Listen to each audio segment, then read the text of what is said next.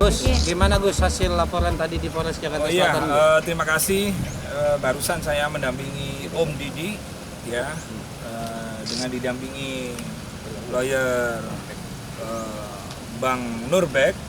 Nah, monggo Bang Nurbek, karena yang di dalam tadi setelah kami mengantarkan masuk untuk konseling, untuk dilakukan pemeriksaan juga.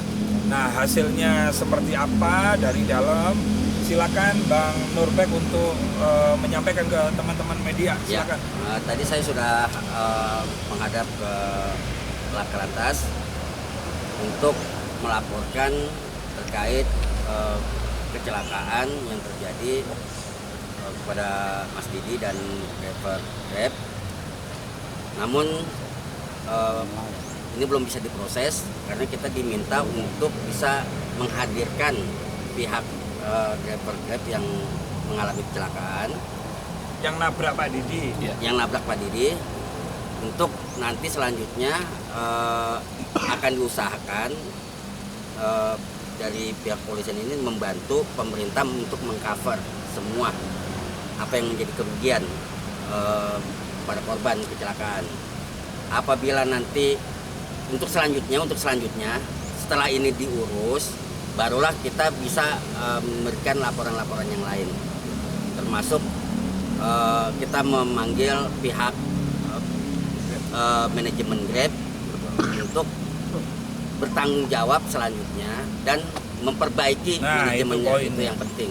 Jadi gini teman-teman, ini bukan persoalan angka ya, bukan persoalan uang, bukan persoalan nominal. Karena kami sudah membantu Om Didi. Cuman yang jadi masalah ketika ini nanti menimpa di berikutnya, ya mudah-mudahan jangan ada namanya kecelakaan. Menimpa misalnya teman-teman Grab mengalami musibah, entah nabrak, entah atau ditabrak, terus kemudian sampai meninggal. Nah, di mana peran perusahaan ini gitu loh. Karena peran perusahaan inilah yang kita tagih.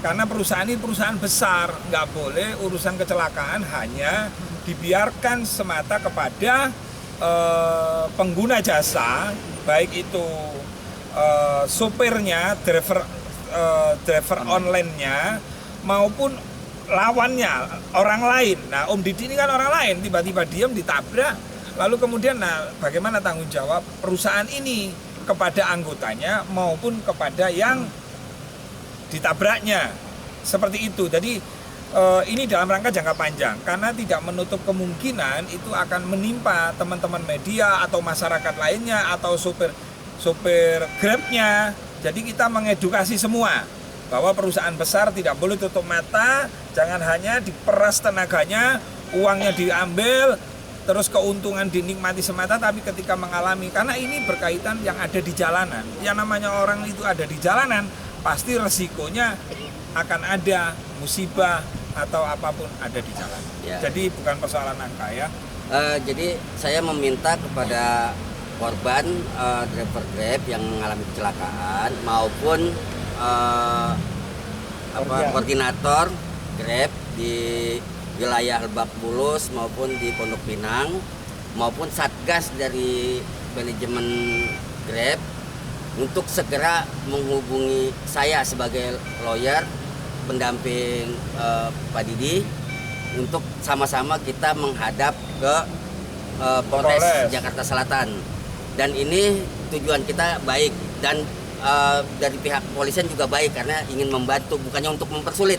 Catat ya, bukan untuk mempersulit, tapi untuk memudahkan dan membantu gitu masyarakat, baik itu Pak Didi maupun driver Grab yang mengalami kecelakaan ini agar bisa cepat tercover.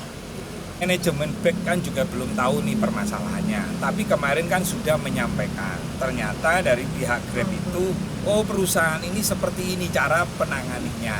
Makanya kita mengadu ke sini dalam rangka supaya ke depan bagaimana ketika sopir Grab, driver Grab, baik itu mobil, baik itu sepeda motor, ketika mengalami kejadian serupa, apakah perusahaan itu turut serta mengcover, mengcover korban dari sopir Grab atau mengcover korban dari yang mengalami tabrakan itu. Jadi Tujuannya kita mengedukasi jangka panjang. Jadi intinya perusahaan tidak boleh hanya menikmati hasil, tapi tidak tahu menau ketika di lapangan terjadi musibah. Ya itu ya. Ya Pak M ya. Gitu.